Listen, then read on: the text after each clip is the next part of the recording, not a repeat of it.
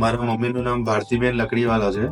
મારા મમ્મી ને પપ્પા છે ને ફરવરીમાં અબુધાબી દુબઈ ગયા હતા પ્રાણ પ્રતિષ્ઠામાં સ્વામિનારાયણ મંદિરમાં, ને ત્યાં આગળ મારા મમ્મી છે ને પડી ગયા હતા. તો એમને છે ને આખું લેફ્ટ સાઈડ પર શોલ્ડર ને નીચે લેગમાં ક્રેક આવી હતી.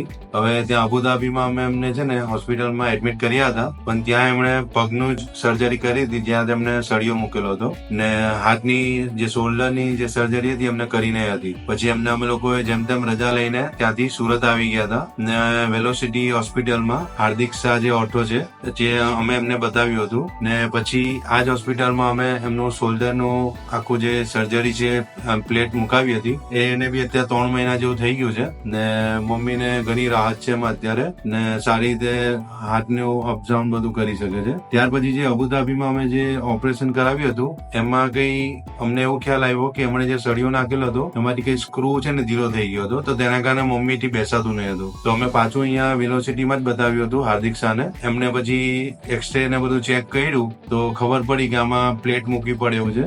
તો પછી અહીંયા આગળ અમે લોકોએ પ્લેટ મૂકી ને એ બી એકદમ સારી રીતે ફિટ થઈ ગઈ છે અત્યારે, ને અમે લોકો રૂટીન ચેકઅપમાં તો અહીંયા આવી રહ્યા છે ને એક્સરે પાડી રહ્યા છે, તો એકદમ કમ્પ્લીટ છે. હવે ફિઝિયો બધું અત્યારે ચાલી રહ્યું છે મમ્મીનું, ને સારી રીતે બધી રીતે બેસી શકે છે. હવે સ્ટાર્ટ કરશે ધીરે ધીરે ચાલવાનું. તો ઘણી સારી સર્વિસ આ હોસ્પિટલમાંથી અમને મળી છે, ને ઘણો એક્સપિરિયન્સ સ્ટાફ છે બધો, ને ખૂબ સારી રીતે અમને ટેક કેર કર્યું છે મમ્મીનું. તો એ બદલ વેલોસિટી હોસ્પિટલનો ધન્યવાદ.